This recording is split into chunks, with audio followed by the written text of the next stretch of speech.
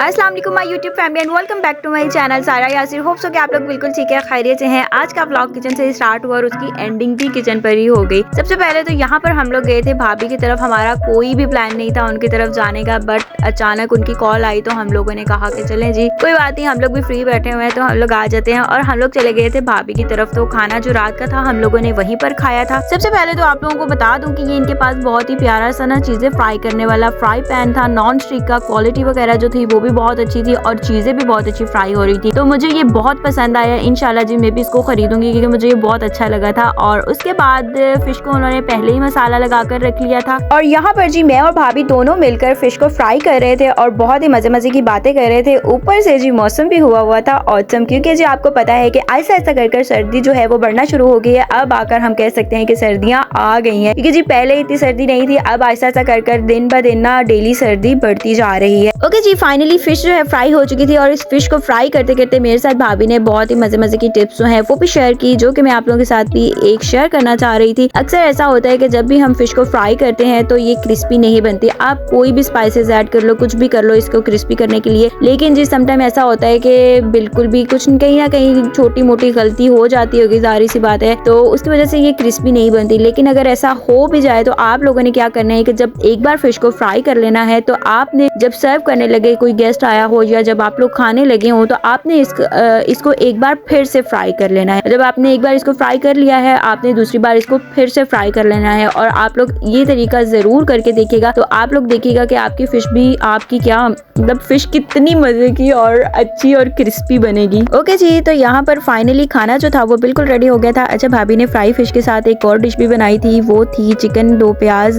अब आप लोग ये मत कहिएगा कि इसमें 2 प्याज ही डले थे, नहीं, ये बहुत मजे का बना था। इस रेसिपी का नाम ये है। इंशाल्लाह आने वाले व्लॉग्स में मैं इनसे पूछकर आपके साथ फुल रेसिपी जो है वो डिटेल में आप लोगों के साथ शेयर करूंगी। और भाईजान जो है यहाँ पर रोटियों की कटिंग कर रहे थे। ये भी कोयटा की स्पेशल वाली रोटी है, दाश की रोटी, और ये इतनी मजे की लगती है। अच्छा, मेरी अम्मी और अब्बू भी आए हुए थे तो फिर भाभी ने ना उनका भी खाना किया था, उनको भी इनवाइट किया था। और यहाँ पर जी फाइनली खाना जो था वो लग चुका था और इतनी मजे की खुशबू आ रही थी, उसकी वजह से हमें भूख बढ़ती जा रही थी। तो जिस चीज का इंतजार था वो खत्म हो गया और यहाँ पर बस अभी हम लोग खाना वगैरह खाने लगे थे। और इतना मजे का खाना खाने के बाद मीठा तो भाई बनता था यार। और यहाँ पर भाभी ने बहुत ही मजे का देसी घी के बाद ये हलवा बनता है। इसकी रेसिपी जो है वो मैंने आप लोगों के साथ भी शेयर की हुई है। अगर आप लोगों को नहीं पता तो उसका लिंक जो है मैं डिस्क्रिप्शन बॉक्स में मेंशन कर दूंगी। आप लोग अगर चाहें तो वहां से जाकर देख सकते हैं और इस तरीके से इसको जरूर ट्राई कीजिएगा, क्योंकि जी बहुत मजे का बनता है, दिल भर जाता है, नीयत नहीं भरती इस हलवे को खाकर। तो आप लोग जरूर ट्राई कीजिएगा इस तरीके से। जी, तो यहाँ पर अभी बनने लगी है चिकन मैक्रोनी। इसकी रेसिपी भी मैंने आप लोगों के साथ डिटेल में शेयर की हुई है। और ये है जी नेक्स्ट डे। ये 2 दिन का व्लॉग जो है वो इकट्ठा है, बस एडिटिंग वगैरह की वजह से रहता जा रहा था और आज मुझे टाइम मिला था तो यार मैंने कहा जल्दी से ना इन वीडियोस को मैं एडिट कर लेती हूँ। तो इसीलिए फिर मैंने इन दोनों को ना इकट्ठा ही एडिट कर ली। ये ना मैं सिर्फ बच्चों के लिए बनाने लगी थी, क्योंकि जी मैं भी खाने में बनाऊंगी शलजम गोश्त और बच्चे जो हैं वो बिल्कुल भी शौक से नहीं खाते। और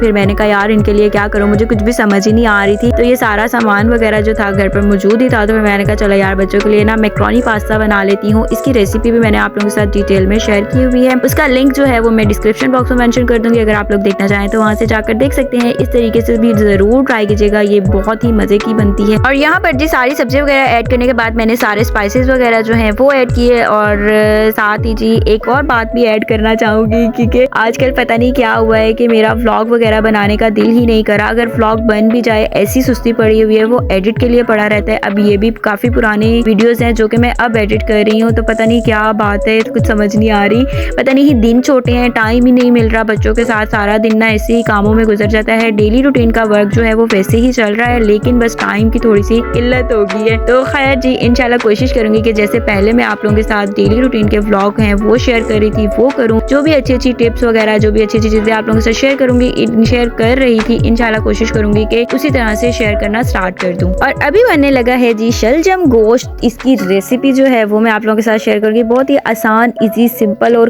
क्विक वाली रेसिपी है और ये इतने मजे के बनते हैं इस तरीके। सबसे पहले तो जी हम लोगों लोगों ने गोश्त को गला लेना है। उसका तरीका तो हम सबको ही पता है कि आपने उसमें प्याज वगैरह लहसुन वगैरह डालकर उसको प्रेशर लगा देना है और प्रेशर आपने अपनी आइडिया से लगाना है कि ये ना हो कि मैं 20 मिनट कहूँ और आप लोग 20 मिनट ही लगा के रखो और वो इतना को गल जाए।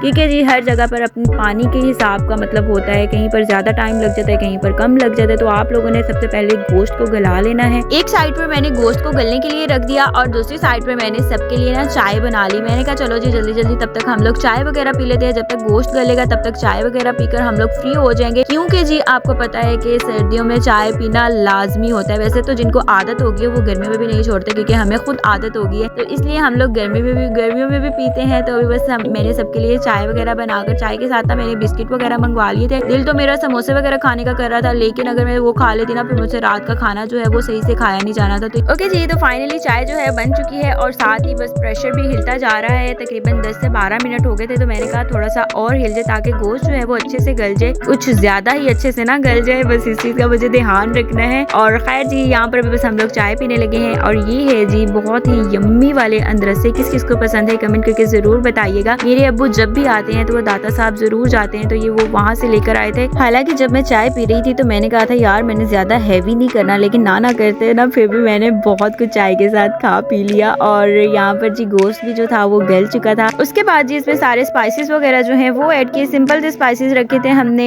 रेड मिर्च थी, हल्दी पाउडर था, गरम मसाला था और साथ नमक वगैरह था। टमाटर जो था वो हमने बाद में डाला था, गोश्त के साथ नहीं डाला हमने। मैं बार बार इसलिए कह रही हूँ कि क्योंकि मैं और मेरी अम्मी दोनों मिलकर ना खाना रेडी कर रहे थे और मैंने कहा आप लोग भी बोलेंगे कि यार ये कौन है, हमने लगी हुई है, तो इस वजह से जी हम दोनों मिलकर खाना रेडी कर रहे थे, तो इस वजह से मैं हम बोल रही हूँ। और उसके बाद मैंने शलजमों को अच्छे से वॉश किया, क्योंकि कट तो अम्मी ने पहले ही इसको करके रख दिया था। अब बस मैं इसको वॉश कर रही थी और मसाला जो था वो बिल्कुल रेडी हो गया था। अब इसमें डालेंगे अब इसमें मैं शलजम डालूंगी और उसके बाद इसको थोड़ी देर के लिए प्रेशर लगाऊंगी, क्योंकि जी शलजम जो है वो जल्दी गल जाते हैं, उसको ज़्यादा टाइम के लिए प्रेशर नहीं लगाते। यहाँ पर बस इसमें शलजम मैंने डाल दिए थे और अब इसको लग गया है प्रेशर। और उसके बाद मैंने जो इतने बर्तन वगैरह हो गए थे, चाय वाले बर्तन और बाकी जो बर्तन वगैरह रहते थे वो वॉश किए। प्रेशर खोलने के बाद देखा गया तो ये गल चुके थे और इसमें फिर चीनी डाली। चीनी डालना बहुत ज़्यादा ज़रूरी होता है। एक तो इससे शलजम का जो टेस्ट होता है वो भी अच्छा हो जाता है और दूसरा ये होता है कि